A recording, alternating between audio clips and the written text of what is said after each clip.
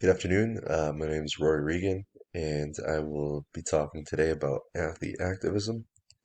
Um, Athlete activism is something that is growing more and more prominent these days, especially after recent movements such as the Colin Kaepernick kneeling, Black Lives Matter movement, and in general, athletes are becoming more vocal and using their platforms to talk about racial injustice and other important topics.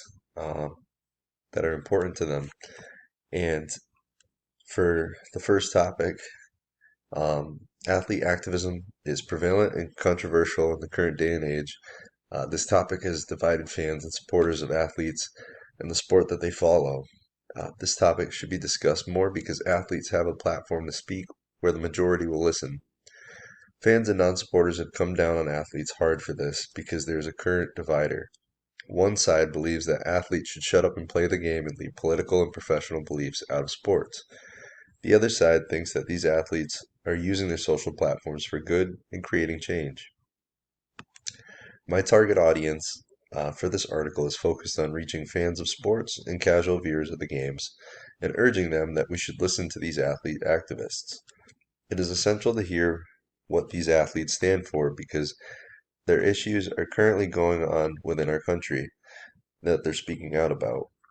So often, voices are not heard due to lack of prominence, but athletes, especially sports superstars, have powerful voices.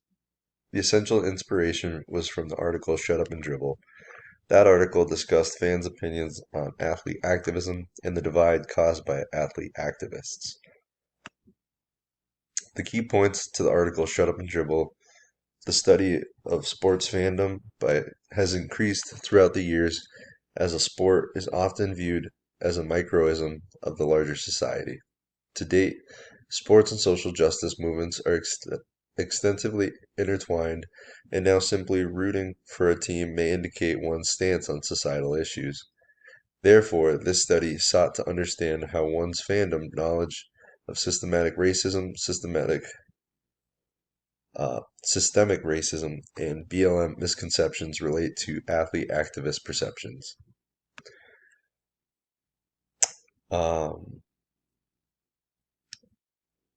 the primary purpose of the article, Shut Up and Dribble, is that it focuses on systematic or significant movement in sports history where athletes stood for something greater than the sport. These athletes stood for the cause that they believed in, even if it would cost them everything. Their platform were used to spark change, shift the lenses to issues that weren't being discuss racial injustice in America.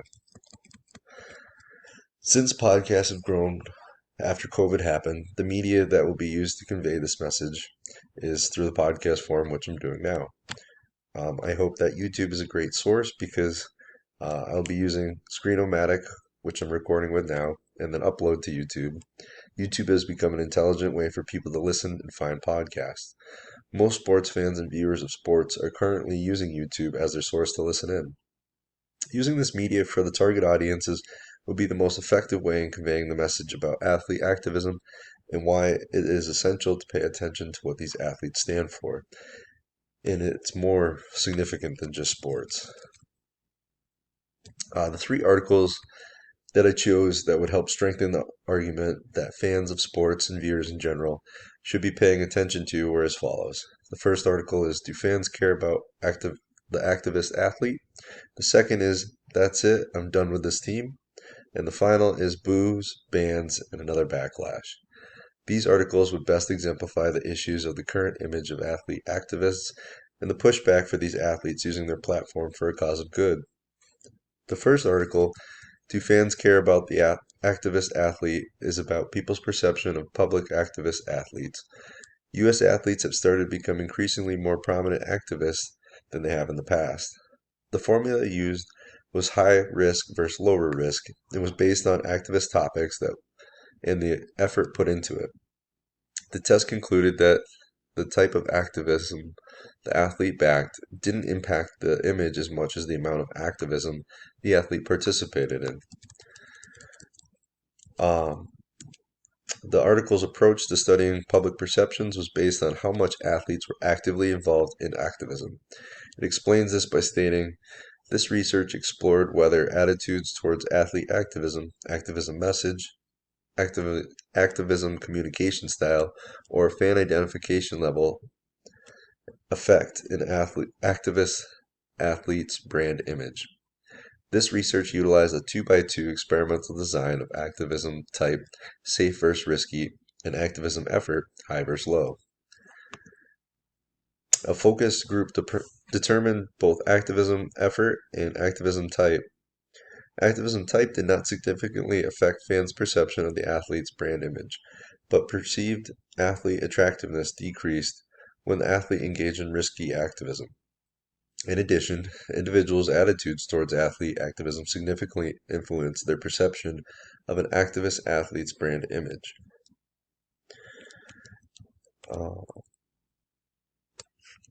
The second article that I used was That's It, I'm Done with This Team. This discussed fans' responses towards NFL teams during the 2020 season. This was about the Black Lives Matter movement and what players and teams were saying in response to it. It talks about the support and resistance of NFL fans. The BLM movement was a powerful movement that swept the nation when George Floyd murder happened. The cost of his life caused an explosion of social and racial justice movements that made the world pay attention to the cause. All athletes and their teams respectively came together in honor of supporting the BLM movement. The sport level as a nation was unlike any other in our country's history. The article concluded that this study utilized social identity theory to explore fan responses to the NFL team's racial advocacy on Twitter at the start of the 2020 football season. A content analysis of 2,868 direct replies and their corresponding user profiles was conducted. Findings supported SIT's propositions about group bias, with commentators being more supportive and less critical of the activist message from the official accounts of teams for whom they express fandom. In contrast to expectations, outgroup fans were also more supportive, while non-expressive users were the most active and critical of activist messaging.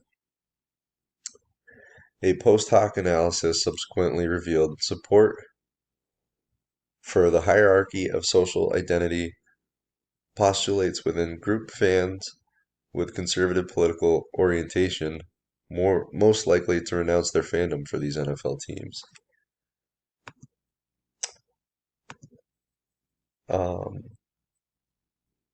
This was a powerful movement in our nation that all athletes came out to support and be activists of. In addition, our nation and sporting teams started to back these athletes with support for the cause. The final article, Booze, Bans, and Backlash, is about the hate caused by being an athlete activist. Some feel it is a stigma to be an athlete activist because they should have political and ethical opinions to themselves and just play the game. Before recent movements such as the Colin Kaepernick kneeling movement and the BLM movement, there wasn't much overall support for athlete activists. After those movements, more and more athletes began to rally around each other to stand up for each other's causes. This is a beautiful moment in sports because there's strength in numbers, and the louder the voice for a reason, the less it can be ignored. Unfortunately, some brave athletes such as Colin lost their jobs, support from fans, and sponsorship because they stood up for what they believe in and what was right. This article talks about how athletes are criticized for speaking out as activists. It touches on the negative side of being an athlete activist. Some highlighted topics discussed are athletes who disagree with war efforts and racism. It also shows how athletes use social media to speak against politics. A breakdown of the point touched upon in the article is athletes today are more criticized for their aberrant and deviant behavior. However, when activist athletes act with integrity and sincerity by promoting social and political justice, they often face a hate-filled backlash of scorn and contempt.